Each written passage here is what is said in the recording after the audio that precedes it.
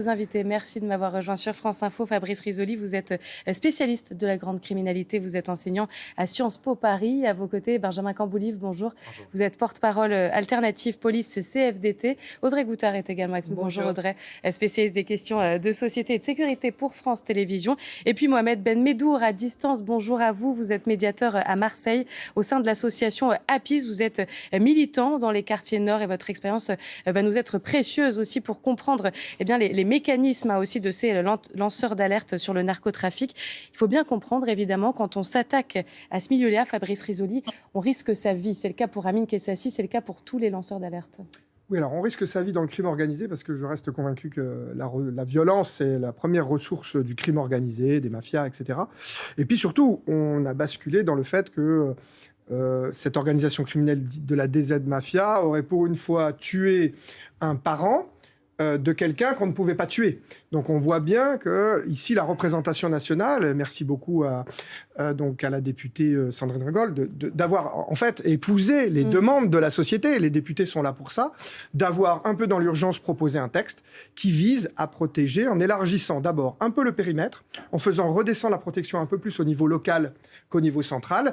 Donc il y a quelque chose ici d'important qui a été compris par la représentation nationale. Parce que qu'on comprenne bien, Audrey, il y a déjà un cadre de protection de ces lanceurs d'alerte. Oui, et qui a été redéfini en juin 2025 avec la nouvelle loi justement contre le narcotrafic et contre la grande criminalité. Et effectivement, il existe un cadre qui est assez pyramidal, c'est-à-dire qu'il ne se contente pas de protéger, on ne se contente pas de protéger les lanceurs d'alerte, les victimes et les témoins. Il y a aussi la capacité de protection de l'entourage, de la famille. Ouais. Ça existe déjà. Alors après, c'est effectivement une façon de couler dans le bronze et d'affirmer encore la nécessité face au fléau dont on vient de parler, de renforcer au maximum ces directives et effectivement de délocaliser. Parce que pour le moment, vous avez une sous-direction de la sécurité au ministère de l'Intérieur qui est chargée de faire, si vous voulez, un diagnostic de ce qu'il faut faire. C'est du cousu humain, en fait, pour chacun des cas présentés. Là, ce serait la possibilité donnée de peut-être avoir une vision plus de terrain des besoins. Benjamin Camboulive, c'est nécessaire ? Si vous voulez, ça existe déjà. Bah oui, c'est ça. Ah, ça, c'est ce que dit l'entourage aussi de Laurent Nunez. La protection des lanceurs d'alerte. Amine Kessassi, c'en est l'illustration. Et ça existe plus largement pour la protection de toutes les personnes qui sont menacées. C'est-à-dire qu'à chaque fois, vous avez le ministère de l'Intérieur, leur entourage. Exactement, des gens qui subissent réellement une menace. Et c'est pour ça que le ministère de l'Intérieur et Justice vont étudier cette menace, essayer d'adapter les protections aux dangers qu'encourent effectivement les personnes. Ce que je tiens à souligner, c'est qu'avant de légiférer, ce qu'il faut voir, c'est est-ce que c'est faisable, ce qu'on propose. Et surtout, est-ce qu'il y a des effectifs pour le faire. Parce que c'est très clairement là que le bas blesse en l'espèce de service de la protection de la police nationale, donc ceux qui sont en charge de la protection de ces personnes, c'est pas quelque chose d'exponentiel. Ouais. C'est un service qui est même déjà, à l'heure où on parle, complètement essoré, qui est même connu pour être un service où vous avez des collègues qui ont atteint jusqu'à 10 ans d'heures supplémentaires. Donc vous comprenez bien, quand on en est là, c'est parce qu'on n'a pas assez d'effectifs par rapport aux missions que l'on a. Et on ne peut pas inventer comme ça des effectifs qu'on va mettre dans cette mission. C'est une mission particulière, c'est un service qui est particulier, avec un recrutement spécifique, avec des tests à réussir, que tout le monde ne peut pas réussir. Et on ne peut pas du jour au lendemain, parce qu'on a légiféré, ça va prendre du temps. Inventer des effectifs pour venir nourrir ça. Donc, quelle que soit l'évolution législative, demain comme aujourd'hui, ça va fonctionner par un niveau de priorité. Mohamed Ben Medour, justement, vous qui êtes au cœur des quartiers nord, notamment marseillais, est-ce que vous trouvez que cette loi elle est nécessaire ou est-ce que finalement le cadre juridique actuel il correspond déjà à une certaine forme de protection qui est déjà efficace de ces lanceurs d'alerte et de leurs proches ? D'abord, bonjour. Je pense que cette loi, bien sûr qu'elle est nécessaire, mais au-delà du narcotrafic, cette loi elle doit s'étendre à tous les lanceurs d'alerte. Moi, le premier, parce que dans mon domaine qui est la médiation sociale et l'éducation, j'ai plusieurs fois lancé l'alerte et je me suis retrouvé quand même en difficulté, non pas par les trafiquants de drogue qui me connaissent parfaitement, mais par le monde associatif et institutionnel, parce que justement, moi, je dénonce les conditions de ces jeunes-là qui les amènent à rentrer dans le narcotrafic. Et ce que je dénonce, c'est les défaillances en termes d'éducation, en termes d'accompagnement. Et nous, on n'est pas protégés. Après, dans le cas d'Amine Kessassi, je veux dire qu'il a fallu quand même qu'il y ait un mort pour qu'il y ait une protection. Est-ce que vous avez déjà été menacé vous-même ? Non, à titre personnel, non, parce que je ne franchis pas une certaine barrière. Puis, ils le savent très bien, les jeunes, ils me connaissent très bien. Moi, je suis là justement pour les accompagner, pour les aider avec leur volonté. J'ai toujours eu un discours réaliste avec eux. Certains, je leur ai dit, écoute, tu vas continuer, tu vas mourir. Et certains sont morts, d'ailleurs, parce qu'ils ne m'ont pas écouté. Et d'autres m'ont écouté, comme à l'heure actuelle, un jeune, Caïs, dont j'ai fait la grève de la faim le mois dernier devant la préfecture, justement pour pouvoir le sortir de cet engrenage-là et qu'il puisse bénéficier d'un accompagnement renforcé. Et c'est ce qu'il faudrait. Les lanceurs d'alerte, c'est bien, mais c'est pas suffisant en fait. C'est un travail conjoint avec toutes les institutions. On va revenir, puisque vous en avez parlé, sur le cas d'Amine Kessassi, qui ne peut plus vivre normalement, il peut plus se déplacer tout seul, et vous allez voir, son quotidien est bien lourd pour un jeune de 22 ans. Peggy Mogé et Théo Souman l'ont suivi il y a quelques jours. La venue d'Amine Kessassi à ce meeting avait été tenue secrète jusqu'à la dernière minute, comme chacun de ses déplacements, compte tenu des menaces qui pèsent sur le militant engagé contre le narcotrafic. Jeudi soir, dans cette salle d'Aix-en-Provence, il entame une conférence de presse. C'est alors que ses gardes du corps l'interrompent. La scène ne dure que quelques secondes, comme on l'entend sur cet enregistrement.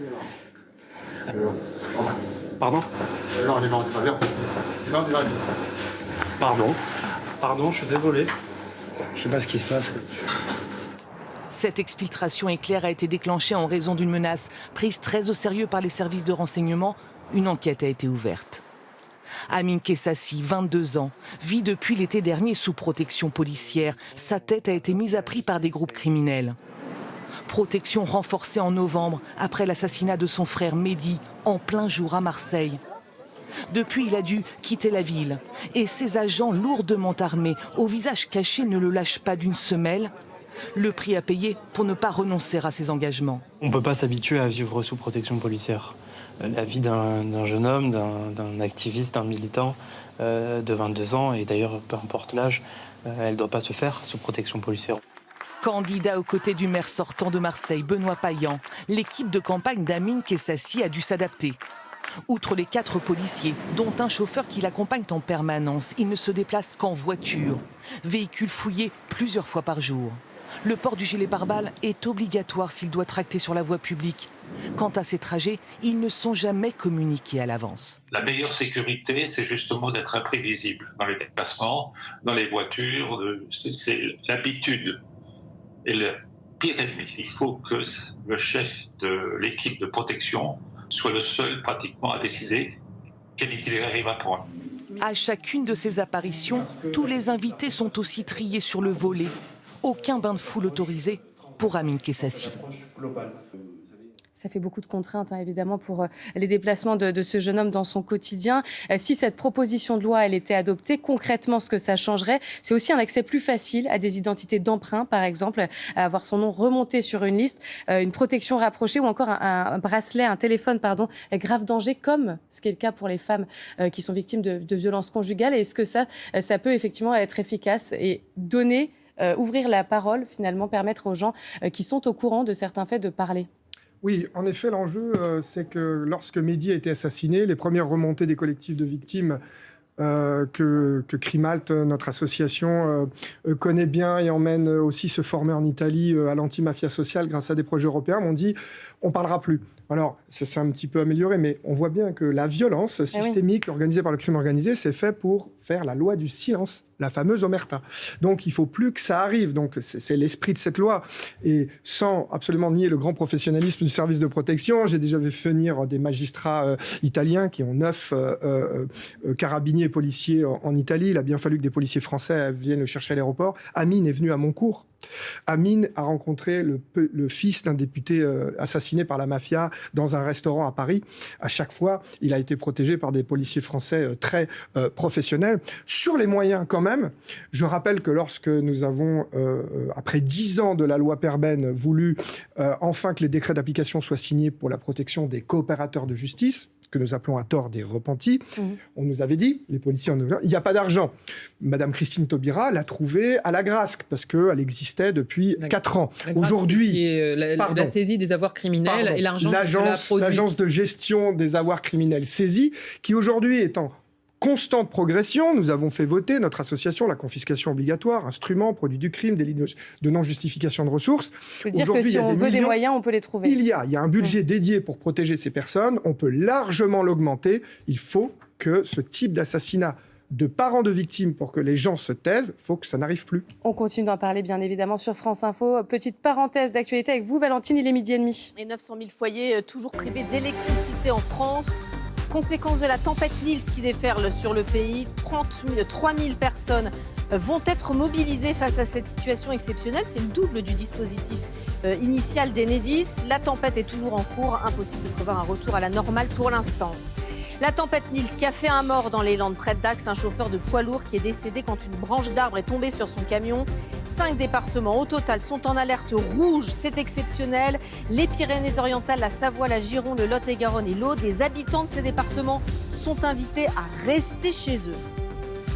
Jacques et Jessica Moretti, pris à partie ce matin par les familles de 2 victimes de l'attentat de Crans-Montana. Les propriétaires du bar Le Constellation sont entendus depuis hier à Sion, dans le canton du Valais, en Suisse. L'incendie a fait 41 morts et 115 blessés la nuit du Nouvel An. Certains blessés gravement brûlés sont toujours dans le coma. On vient de l'apprendre, l'enseignante qui avait été poignardée par un élève dans sa classe à Sanaré-sur-Mer début février a repris connaissance. Info du procureur de Toulon il y a quelques minutes, mais son pronostic vital est toujours engagé. Elle a pu reprendre connaissance et a quitté le service de soins intensifs. Les Français en or en danse sur glace, Guillaume Cizeron et Laurence Fournier-Baudry, sacrés champions olympiques aux Jeux de Milan, Cortina hier soir, et ils ont devancé de très peu les Américains Madison Chock et Evan Bates. Et on continue sur France Info. Merci Valentine. On vous retrouve à 13h de parler de la protection des lanceurs d'alerte dans la lutte contre le narcotrafic. Avec cette proposition de loi à l'Assemblée nationale, les députés se penchent dessus cet après-midi. C'est à l'initiative des écologistes. On parlait du cas d'Amine Kessassi précisément, mais il n'est pas le seul à avoir besoin de cette protection judiciaire. Je vous propose d'écouter ce qu'en disait le garde des Sceaux, Gérald Darmanin, il y a 2 jours sur notre antenne.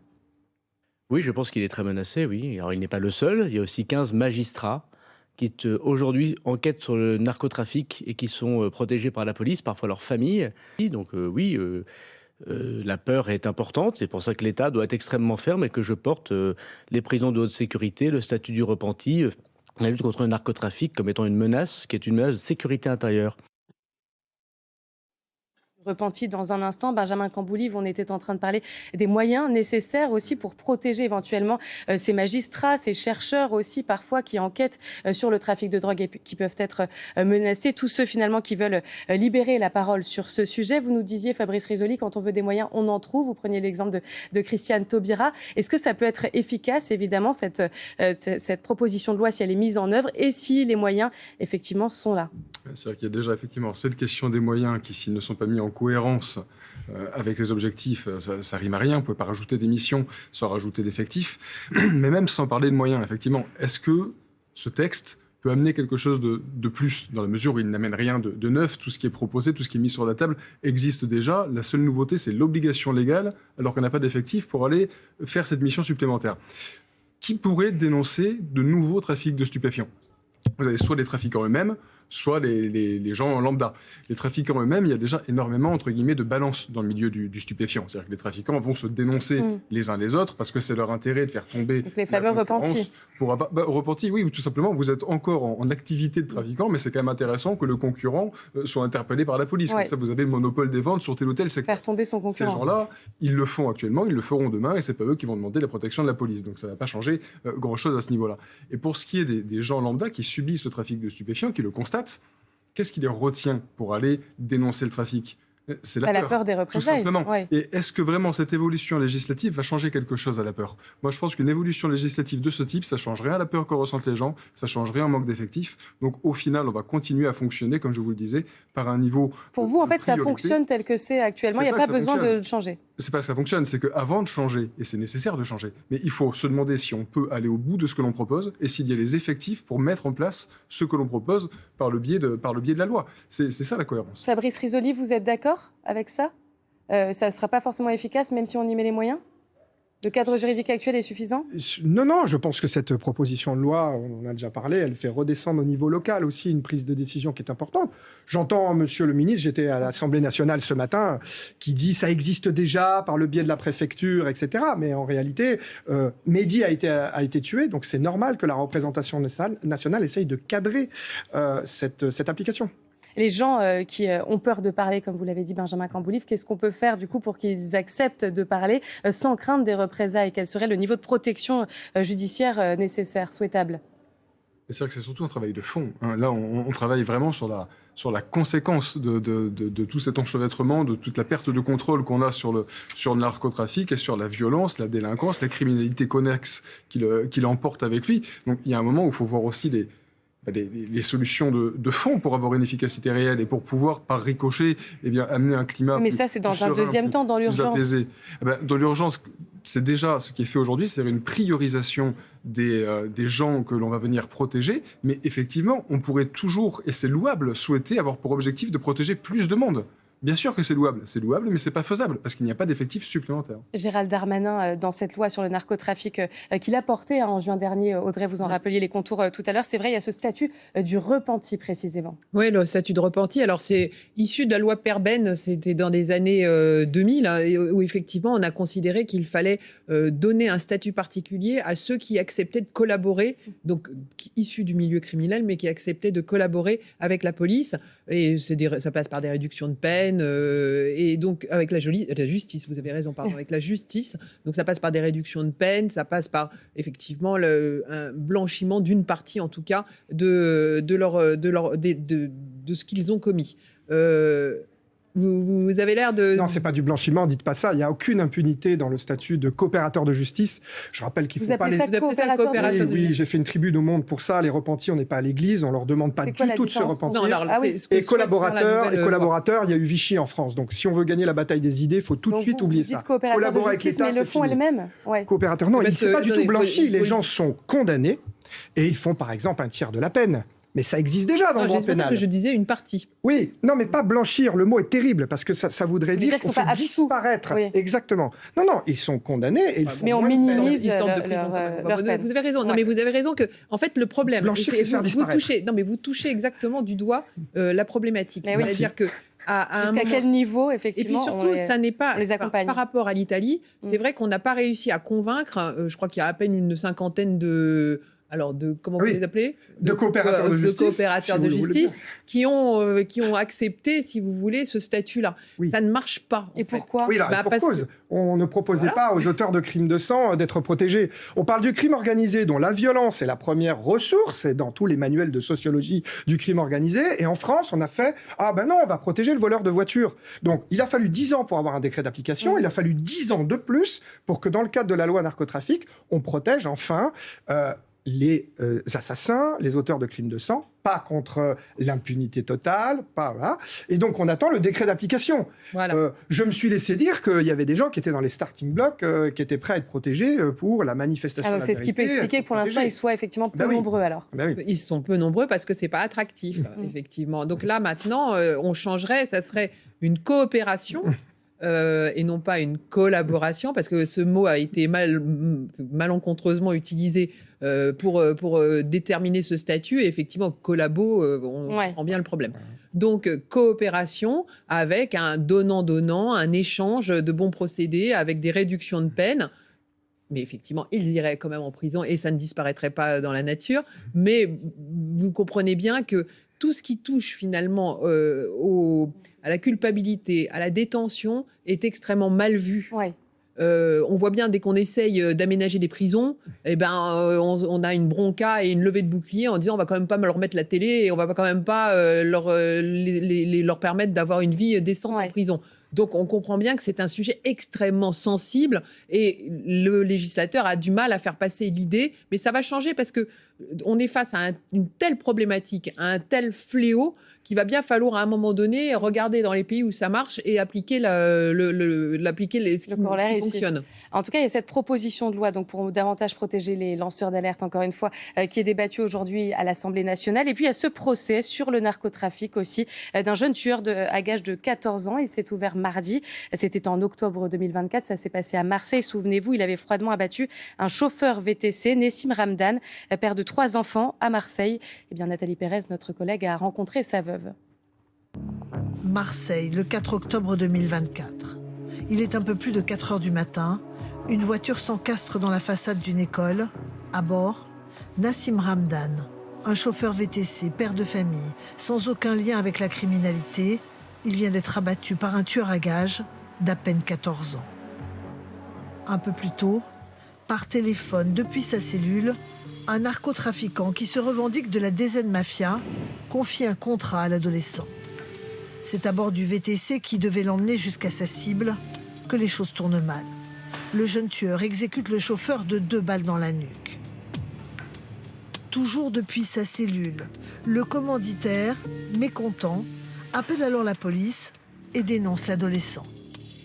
Jugé à huis clos, l'accusé en larmes raconte son enfance placée de foyer en foyer avec des parents tous 2 incarcérés. Mais pour la veuve de la victime, le profil de l'accusé n'excuse rien. Nous l'avions rencontrée il y a quelques jours. Incapable de retenir ses larmes, elle a préféré nous lire une lettre préparée pour l'audience. J'ai besoin de voir ce mineur qui a ôté la vie de Nessim, non pas par haine, mais pour lui dire le mal irréparable qu'il a causé à mes enfants. Je suis terrorisée à l'idée du jour où ils comprendront réellement que leur père a été tué par un enfant à peine plus âgé qu'eux. Dans cette affaire, l'accusé encourt jusqu'à 20 ans de réclusion. Voilà, il encourt 20 ans donc de réclusion. Nathalie Pérez nous le disait, ce jeune de 14 ans, il était en larmes. Il prend sans doute seulement conscience des conséquences de ses actes. Mohamed Ben Medour, justement, vous vous occupez d'un ami de ce jeune en tant que médiateur à Marseille. Et Nessim Ramdan, la victime, eh bien, c'était votre voisin. On parle de personnes, il faut bien le comprendre, qui vivent dans le même quartier, qui ont le même passé, le même passif, qui se côtoient au quotidien. Oui, effectivement, Nessim Ramdan, je veux lui rendre encore hommage aujourd'hui, parce que c'était mon voisin, je le croisais tous les jours. C'était un homme qui était toujours avec ses enfants ou sur les terrains de football, mais c'était un homme aussi qui ne se laissait pas faire et qui défendait sa famille, son honneur. Et malheureusement, il est mort dans ces conditions-là. Après le jeune, le fameux Alex, qui l'a assassiné froidement, ben oui, ce matin, j'évoquais encore son cas avec le jeune dont je m'occupe. Ils ont été ensemble, ils me racontaient qu'ils ont jobé, charbonné, vendu de la drogue sur un point stup dans le Vaucluse tous les deux. Ils me disaient, Mohamed, tu sais quoi, ce jeune, dans tous les cas, tu pouvais rien faire pour lui. Je dis, ah bon, pourquoi? Il me dit, sa maman, c'était la vendeuse, son papa, qui était toxicomane, c'était lui, le gérant du point stup. Il m'a dit, moi, je le connaissais à 12 ans, il consommait déjà du protoxyde d'azote. Oui, et son destin était scellé par le sort de ses parents. Son destin était scellé. Oui, exactement. Et information, en fait, je viens de l'apprendre, le parquet a requis 20 ans à l'encontre de ce jeune-là, donc la peine maximum. Et il me disait, c'est pas la peine, on peut rien faire. Puis, ce qui est intéressant sur le profil de ce Alex, c'est qu'en fait, c'est l'archétype même des défaillances de notre société. Parce qu'il y a eu un article, notamment de Mediapart ces derniers jours, qui l'a mis en évidence. Il y a eu des défaillances au niveau de l'aide sociale à l'enfance, au niveau de la PJJ, et ce jeune-là aurait dû être exfiltré de son environnement, et on aurait dû le placer très loin avec ce que je demande à l'heure actuelle auprès, et je travaille avec M. Pierre Gélardot, le sous-préfet de police de Marseille, sur ce sujet-là. Je demande ce qu'on fait pour justement le jeune Caïs que j'accompagne actuellement, un accompagnement renforcé. Merci beaucoup. Finalement, les exfiltrer de leur milieu, de leur quartier. Voilà, avec un accompagnement renforcé, c'est-à-dire au quotidien. Parce que ces jeunes-là, je les ai eus dans les mains. Ce sont des cocottes minutes, c'est de la nitroglycérine. Si on ne les suit pas au quotidien, ils peuvent malheureusement faire ce qu'ils ont fait, comme le cas d'Alex. Merci Mohamed Ben Medour pour votre témoignage. Merci d'être intervenu sur France Info. Quand on entend ça, on se dit quelles sont les solutions. Effectivement, c'est un problème complexe, le narcotrafic. On voit à quel point à Marseille gangrénée notamment dans les quartiers nord avec la DZ Mafia, qui est vraiment une économie parallèle dont on parle régulièrement. Que faire? C'est-à-dire que tout ce qui vient d'être dit était vraiment très juste, parce que ça nous montre, ça incarne les difficultés qu'on a avec cette deuxième génération de délinquants, voire de criminels. C'est-à-dire que papa, maman, pour le garçon, là, ils étaient tous les deux en prison pour trafic de stupéfiants au moment où c'est arrivé. Donc c'est effectivement un enchaînement de carences, à la fois sur l'éducation, mais aussi sur la scolarisation, qui nous amène à ça. Un gamin de 14 ans qui prend un contrat, à qui on donne une arme, qui prend voilà, on lui désigne sa cible, et puis il va se retrouver finalement à tuer un chauffeur VTC qui n'avait strictement rien demandé. Donc il faut pouvoir dissocier les éléments généraux et le cas particulier de ce jeune. Moi, je suis le premier à vous dire généralement que pour contrer l'ultraviolence juvénile, il faut préventif et répressif, il faut responsabiliser les parents, et il faut des ultra-courtes peines pour un choc carcéral pédagogique. Mais quels parents on responsabilise là, des trafiquants de drogue qui sont incarcérés? Et puis même les ultra-courtes peines, il a commis un homicide à 14 ans. Donc les premiers faits de violence et de délinquance le concernant... Il aurait fallu casser le cercle avant. Il y a de fortes chances. Ça, c'est l'intérêt des ultra-courtes peines. Mais dans ce cas, on n'aurait pas pu les appliquer. Ces premiers faits devaient remonter à avant ces 13 ans. Donc pas de responsabilité pénale, pas d'incarcération, pas d'ultra-courte peine pour lui. En fait, quand on en est là, c'est malheureux, mais la prison, c'est sa seule place. Et c'est ce qu'il y a de mieux pour lui, parce que c'est ça qui va lui permettre d'être structuré à minima dans le rôle pédagogique de la prison, qui va se substituer aux parents qui ont échoué, à l'aide sociale à l'enfance qu'il n'a pas suivie, et même à l'éducation nationale qu'il n'a pas formée. Parce que là, il ne les fera jamais, les 20 ans, hein, que ce soit bien clair. Il va faire moins, il va sortir avant ses 30 ans, et ce qu'il faut, c'est qu'on ait réussi à le former pour le réinsérer. On avance quand même, Fabrice Risoli, sur ces questions, quand on le fait même d'en parler et de voir ces propositions de loi qui se suivent. Oui. Et alors j'en ai une autre. Vous voyez, on se focalise beaucoup sur l'auteur. Et c'est bien normal, il dit beaucoup de choses, 14 ans de notre société, de nos défaillances. Mais on dit aussi un peu sur les victimes, mais pas assez. À Crimalt, on défend un concept de victime dite innocente. Encore un mot pas encore partagé. Nassim, il devrait avoir une place à son nom. Les familles, plus tard, avec le temps, doivent venir témoigner à l'école de ce qui s'est passé. Le ministre de l'Intérieur, le préfet, l'éducation nationale et tout, chaque année doit commémorer la plaque Nassim. Vous voulez dire pour humaniser et qu'on se rappelle des vies qu'il y a derrière. Et oui, parce qu'on parle tout le temps des auteurs, et c'est bien normal, c'est ça le pénal, mais il faut revenir à centraliser les victimes. Et si on centralise sur les victimes, on est obligé de faire une hiérarchie dans les victimes. Je suis désolé. Il y a des gens dont on ne peut pas commémorer la mémoire. Ceux qui s'entretuent à la Kalachnikov, ce sont des victimes. Mais on ne peut pas leur mettre une plaque. Faire cette démarche de soutien, de ne pas les oublier, c'est créer une communauté autour des victimes et de montrer aux narcotrafiquants qu'on est nombreux contre eux. C'est ce qui se fait en Italie, et c'est par exemple comme ça que nous emmenons la maman d'Amin Kessassi en Italie, célébrer, commémorer les 1000 victimes innocentes des mafias italiennes. Merci beaucoup Fabrice Risoli, Benjamin Camboulive d'avoir été avec nous pour en parler. Merci Audrey Goutard, on vous retrouve chaque jour évidemment sur France Info sur ces questions.